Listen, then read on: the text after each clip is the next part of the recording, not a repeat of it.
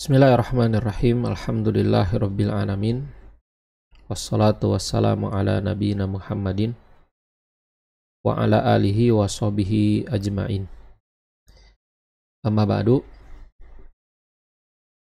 Saudara-saudariku yang semoga dimuliakan oleh Allah Subhanahu wa taala. Pada video kali ini insyaallah kita akan kembali melanjutkan kajian kita atas kitab At-Tuhaf bil Ma'thuri Anis Salaf, karya Syekh Abdul Razak bin Abdul Muhsin Al-Badr hafizahullahu ta'ala. Dan athar yang akan kita baca yang berikutnya adalah athar ke-20 yang berjudul Muhlikatani, yaitu dua perkara yang membinasakan. Penulis mengatakan, An Abdillah ibni Mas'udin radhiyallahu anhu qala, dari Abdullah bin Mas'ud radhiyallahu anhu, ia berkata, Isnatani muhlikatani, ada dua perkara yang membinasakan. Al-ujubu, yang pertama adalah ujub, wal qunutu, yang kedua adalah kunut atau berputus asa. Kitab athar ini dinukil dari kitab Hilyatul Aulia, karya Al-Imam Abu Nuaim rahimahullahu ta'ala.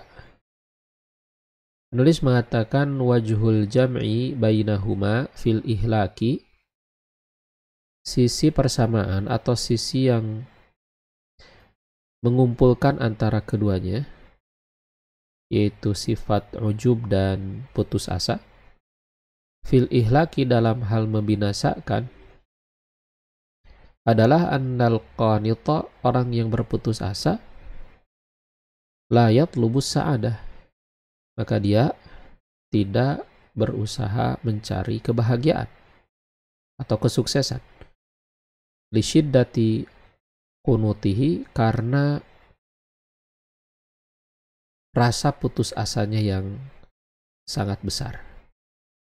Wal mu'jibu, dan orang yang ujub, la yatlubuha aidan, maka dia juga tidak lagi berusaha untuk memperoleh kebahagiaan. Idhannihi, karena dia menyangka annahu, bahwasannya dirinya qad dhafara biha, telah meraih kebahagiaan itu. Wajtama'at fihi mujibatuha, dan telah terkumpul padanya kebaikan-kebaikan yang akan membawanya kepada kebahagiaan tersebut. Saudara-saudariku yang dimuliakan oleh Allah Subhanahu wa ta'ala, athar dari Abdullah ibnu Mas'ud ini sangat penting sekali untuk kita renungkan agar kita terjauh dari dua sifat yang membinasakan ini. Yang pertama adalah ujub, yang kedua adalah al-qunut, yaitu berputus asa. Dan telah dijelaskan oleh penulis sisi persamaan antara dua sifat ini. Mengapa kemudian dua sifat ini menjadi sebab kebinasaan? Orang yang berputus asa, maka dia tidak lagi memiliki semangat untuk memperoleh kebahagiaan. Dia tidak lagi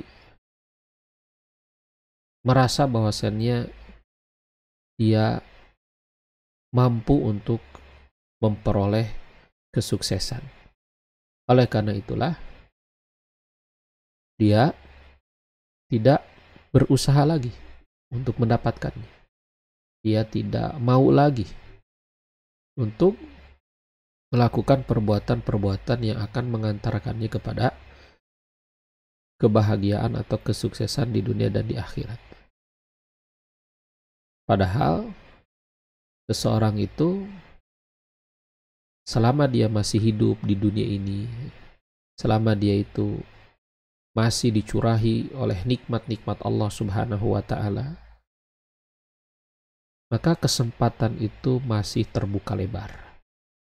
Kesempatan untuk memperbaiki diri, kesempatan untuk berbuat baik, kesempatan untuk mendapatkan kebahagiaan baik di dunia maupun di akhirat, kesempatan untuk meraih kesuksesan, kesempatan untuk beramal soleh, mendapatkan rahmat Allah, mendapatkan ampunan Allah, kasih sayang Allah, itu masih terbuka lebar. Oleh karena itulah Allah Subhanahu wa Ta'ala sebagaimana dinyatakan dalam Al-Quran tidak menyukai orang-orang yang berputus asa. Kemudian yang kedua adalah orang yang ujub. Orang yang ujub memiliki sisi persamaan dengan orang yang berputus asa. Kenapa?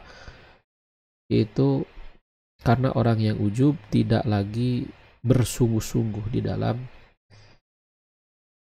meraih kesuksesan, kebahagiaan dunia dan akhirat. Tidak bersungguh-sungguh lagi untuk berbuat baik yang akan mengantarkannya kepada kebahagiaan tersebut. Tidak bersungguh-sungguh lagi, tidak serius lagi untuk beramal dengan amal-amal yang soleh, untuk beribadah kepada Allah Subhanahu wa Ta'ala, karena merasa bahwasannya kebaikan-kebaikan yang ada pada dirinya itu telah cukup untuknya. Padahal kebaikan-kebaikan itu tidak menjadi jaminan bahwasanya akan menjadi sebab dia memperoleh kesuksesan di akhirat nanti. Amal-amal soleh yang dia lakukan, ibadah-ibadah yang dia telah kerjakan itu, ilmu juga yang telah dia raih itu, tidak ada jaminan sama sekali bahwasannya itu semua akan menjadi sebab keselamatan dan kebahagiaannya, terutama di akhirat nanti. Oleh karena itulah, seseorang hendaklah jangan merasa cukup dengan kebaikan-kebaikan yang telah dia dapatkan. Orang yang merasa cukup dengan kebaikan, maka dia adalah orang yang ujub. Dia adalah orang yang ujub. Kemudian yang berikutnya, athar ke-21, berjudul Saifun lahu ainan, pedang yang memiliki dua mata. An Ibnu Sirin, qol dari Ibnu Sirin, qol ia berkata, qila dikatakan li Sa'd bin Abi Waqqas kepada Sa'ad bin Abi Waqqas, Allah tuqatila, tidakkah kamu berperang? Fa innaka min ahli syura, karena sesungguhnya engkau adalah termasuk ahli syura, itu dari kalangan ulama ahli syura. Wa anta ahaqqu bihadzal amri min ghairika, dan engkau lebih berhak dengan urusan ini daripada selainmu dalam urusan peperangan ini. Qal, kemudian Sa'ad bin Abi Waqqas mengatakan, la uqatilu hatta ya'tuni bisayfin lahu ainan walisan wasyafatani.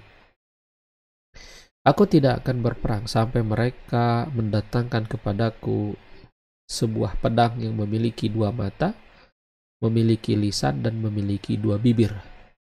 Ya'riful kafiru minal mu'min, yang pedang itu bisa membedakan antara orang kafir dengan orang beriman.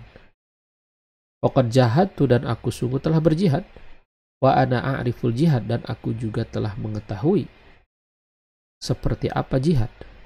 Wala anja'u binafsi in kana rajulan khairan minni, dan aku tidak akan menjerumuskan diriku sendiri jika ternyata di sana ada orang yang lebih baik dari diriku.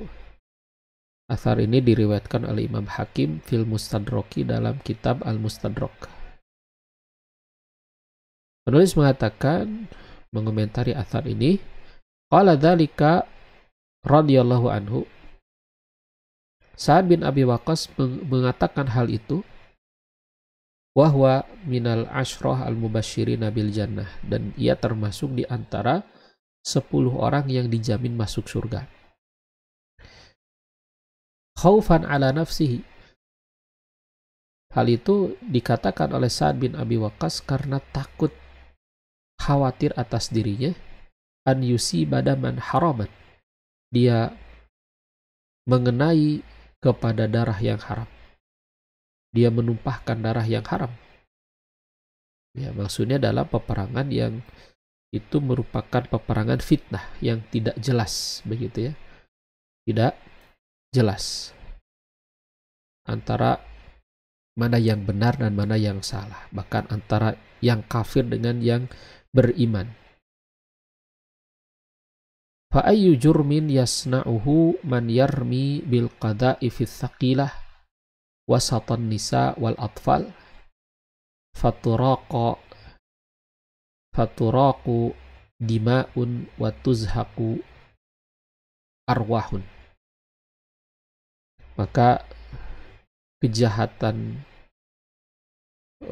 seperti apa yang lebih besar yang dilakukan oleh orang-orang yang melemparkan bom yang berat, peledak ya, yang berat di tengah-tengah kaum wanita dan anak-anak, hingga tertumpah darah-darah manusia dan tercabut nyawa-nyawa mereka, wallahul musta'an. Nah, ini oleh penulis kemudian dikaitkan dengan perbuatan atau tindakan sebagian orang yang mengklaim bahwasannya mereka itu berjihad, mereka itu berjuang untuk Islam dengan melakukan ya peledakan, dengan membawa bom-bom ya yang kemudian dilemparkan ke masyarakat sipil, orang-orang yang tidak bersalah, bahkan diantaranya kepada kaum wanita atau anak-anak, hingga disebabkan itu tertumpah darah-darah manusia dan tercabut nyawa-nyawa mereka, wallahul musta'an. Tentu yang seperti ini lebih jauh lagi dari perbuatan yang bisa dikatakan sebagai jihad fisabilillah. Dalam keadaan perang fitnah pun yang tidak jelas ya, antara kawan dan lawan, antara kafir dan mukmin ya, kita tidak boleh untuk menjerumuskan diri ke dalamnya seperti yang dilakukan oleh Sa'ad bin Abi Waqqas ketika ditanya mengapa ia tidak berperang, karena perang yang dimaksud pada saat itu adalah perang yang itu merupakan fitnah ya, apalagi melakukan seperti tindakan-tindakan yang disebut dengan ya lebih dekat kepada terorisme, bukan jihad fisabilillah, dengan melakukan peledakan dengan bom seperti yang dilakukan oleh sebagian orang. Itu saja yang bisa kita baca pada video kali ini, mudah-mudahan bermanfaat. Wa akhiru da'wana alhamdulillahirabbil alamin, wassallallahu wasallam ala nabiyina Muhammadin wa ala alihi wa sahbihi ajmain.